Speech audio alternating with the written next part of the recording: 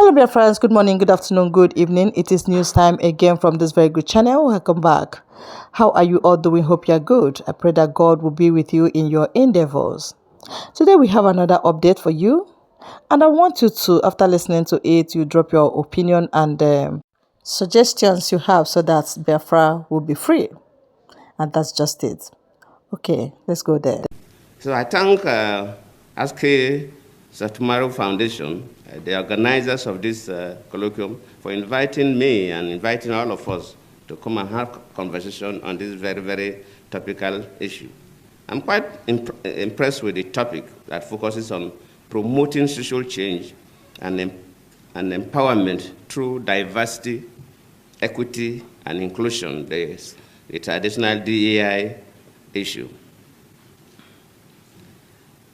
Just like the founder said, when I look at the array of speakers, the keynote speakers and so on, I'm quite pleased that the conversation today will be good, especially relating to what is currently happening in the country regarding River State.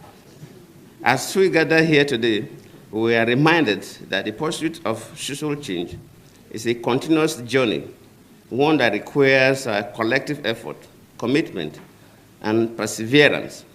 The theme of this colloquium is timely and relevant as we seek to address the present issue of our time, from inequality and bigotry to social injustice and marginalization. I believe that it is mark of good leadership and governance to be able to leverage the transformative power of diversity, equity, and inclusion for social change. As a leader, I have seen how these values can bring people together, foster a sense of belonging, and unlock the full potential of individuals and communities. And that is why till today, I think I appointed more women into office than any other president. Because the issue of inclusivity is critical. However, I have also seen how the absence of these values can lead to division, inequality, and social unrest. It is therefore a responsibility as leaders and change makers to promote a culture of diversity and inclusion, one that values and respects the dignity and worth of every human being and protects the interests of all of us. We must not forget that societies that embrace diversity, equity, and inclusion are more innovative, resilient, and harmonious.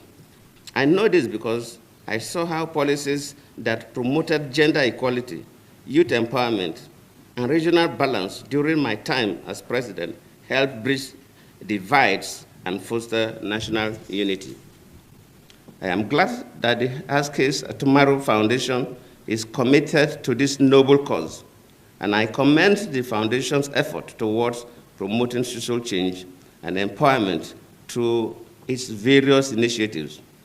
Today's colloquium is a testament to this commitment, and I'm confident that our discussions and deliberations will yield valuable insights and recommendations in this regard. And I did mention that what is happening in the country, everybody talks about River State on television, and some of these are the issues we discuss. We're talking about building a society where no one is oppressed, as reflected in the top paragraph of our national anthem. As a former president and also from the Niger Delta, when the issue of suspending the governor came up, I think people call on me, oh, President Jonathan, oh, President Obasanjo, you should say something. People expected us to say something about what is happening. And of course, people don't even know that traditionally all over the world, former presidents hardly make statements about what the current presidents are doing because of the tension it could create in the country. In most cases, look at America, look at everywhere. So hardly for former presidents to make sometimes you see and you believe. And of course, what is happening in Nigeria today regarding the situation in River State is like an Indian proverb that said that if somebody is sleeping, really sleeping, you can easily wake up that person. But if person is pretending to sleep, you find it difficult to wake up that person.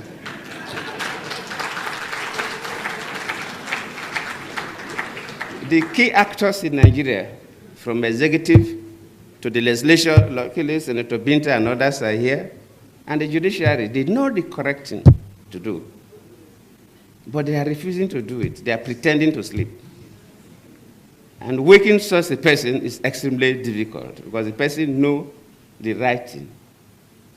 A clear abuse of offices, clear abuse of power, clear abuse of privileges, cutting across from the three arms of government, from the executive to the parliament to the judiciary.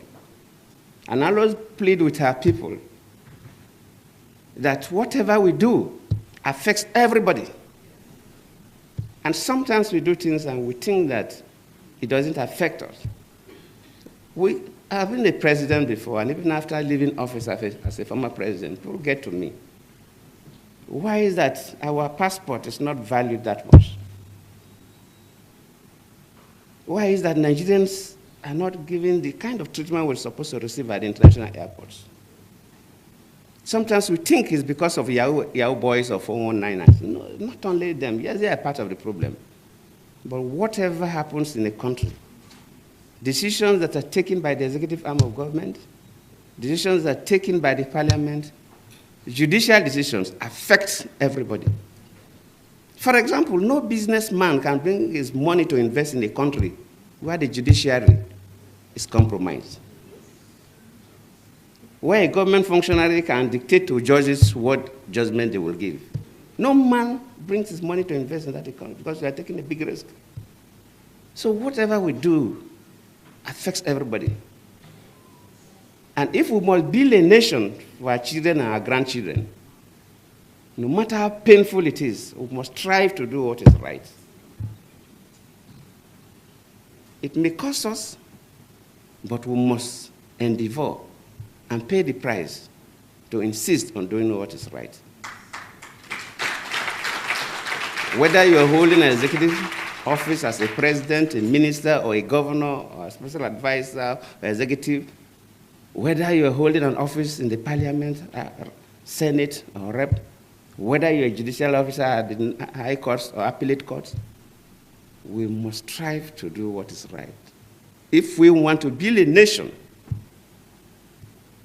that our children will be proud of. As we engage in these discussions, let us remember that promoting social change is not a one-time event, but a continuous process. It requires a sustained commitment, collective action, and unwavering dedication to the values that promote good governance. Let us also recognize that social change is a shared responsibility, one that requires the active participation and engagement of all stakeholders, including civil society, the private sector, and governments.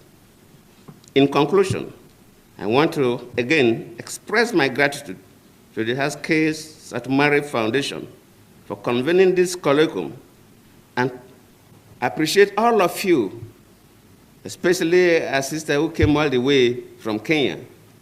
As she has been introduced, if you're ticking the boxes for people that are supposed to be here, she fills all the gaps. Thank you for coming.